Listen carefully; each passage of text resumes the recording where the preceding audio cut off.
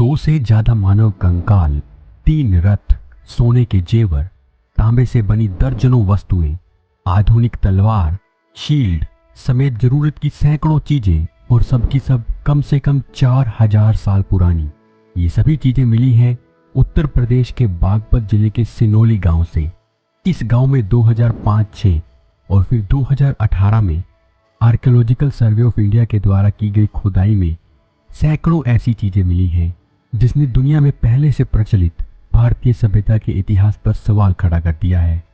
आखिर 4000 साल पहले कोई सभ्यता इतनी विकसित कैसे हो गई? क्या सिनोली गांव से बरामद कंकाल महाभारत काल की सभ्यता के लोगों के हैं? तो चलिए दोस्तों, फिर आज सिनोली के उन रहस्यों के बारे में जानते हैं जिसने हमारे पूरे इतिहास पर संदेह पैदा कर दिया है।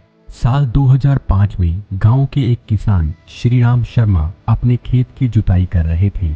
इसी दौरान श्रीराम शर्मा को मिट्टी के अंदर दबे कंकाल और तांबे के बर्तन दिखे।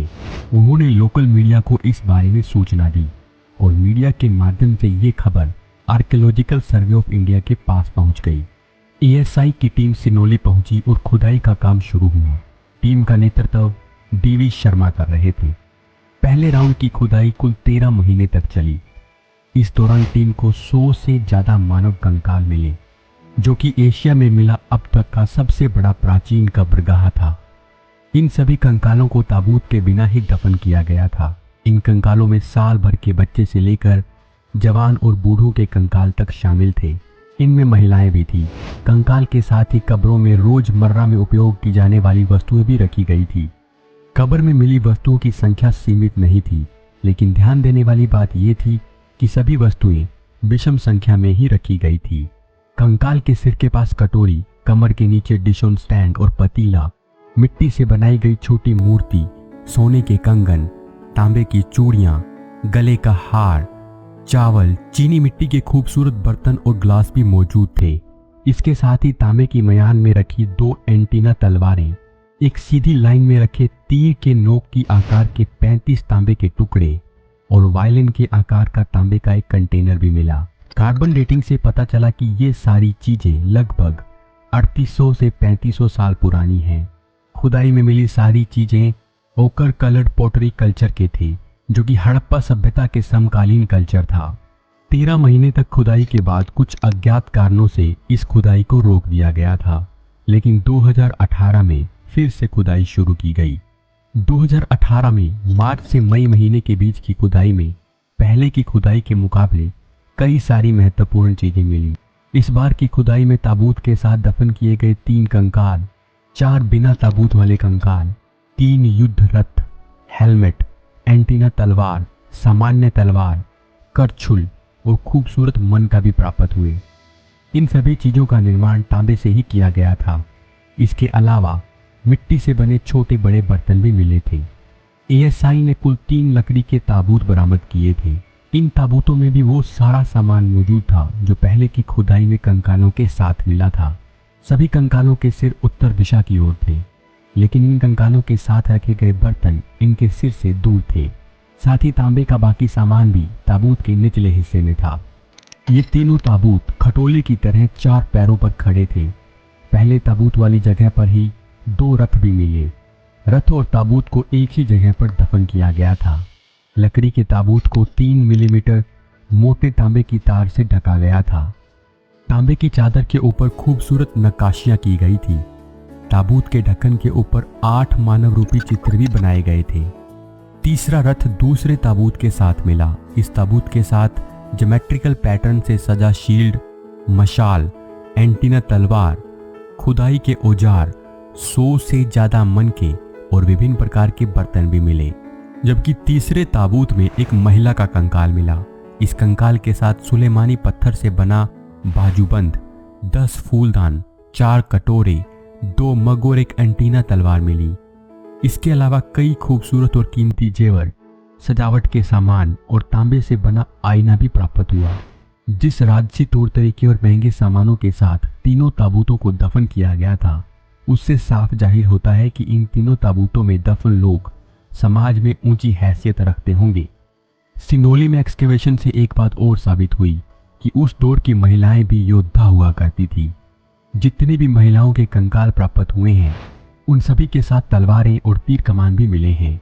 इससे इस बात को बल मिलता है कि प्राचीन भारत में महिलाएं भी युद्ध में बढ़ चढ़कर हिस्सा लेती थी। लेकिन सबसे हैरान करने वाली बात यह थी कि यहाँ दफन सभी महिलाओं के पैर टखने के पास से कटे हुए थे। दफन करने से पहले महिलाओं के पैर क्यों काटे जाते थे ये कोई नहीं जानता। मुमकिन है कि ये उनकी संस्कृति का हिस्सा रहा हो। यहाँ से प्राप्त हुई तमाम चीजों में सबसे ज्यादा महत्वपूर्ण खोज तीनों रथ हैं। इसकी वजह यह है कि इंडो आर्यन माइग्रेशन थ्योरी के अनुसार भारत में घोड़े इंडो आर्यन अपने साथ लेकर आए थे और उनके भारत आने से पहले यहाँ घोड़ों का कोई अस्तित्व नहीं था। लेकिन घोड़े से खींचे जाने वाले 4000 साल पुराने ये रथ इंडो आर्यन माइग्रेशन थ्योरी पर सवाल पैदा कर रहे हैं। ये तीनों रथ लकड़ी के बने हुए थे। ताबूत की तरह इन तीनों रथों को भी पूरी तरह तांबे की चादर से ढका गया था।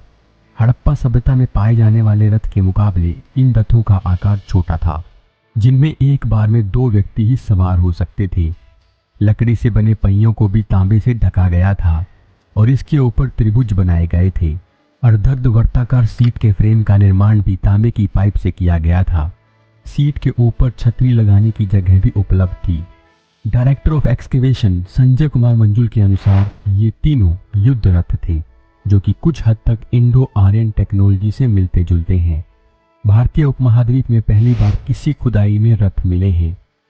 साथ ही उन्होंने ये भी कहा कि जितने भी कंकाल मिले हैं उन सब के अंतिम संस्कार का तरीका वैदिक अनुष्ठान से मिलता है।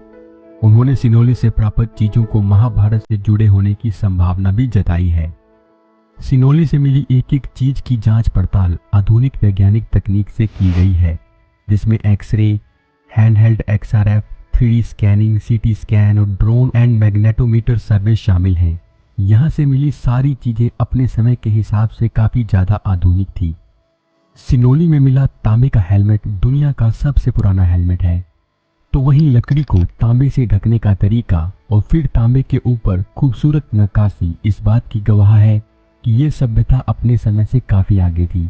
यहाँ से मिले सामानों और हड़प्पा सभ्यता के अंतिम दौर के सामानों के बीच कुछ समानताएं तो हैं, लेकिन ओचर कलर्ड पोटरी और लकड़ी के ऊपर लगाया गया तांबा सिनोली को हड़प्पा सभ्यता से भी अलग करता है।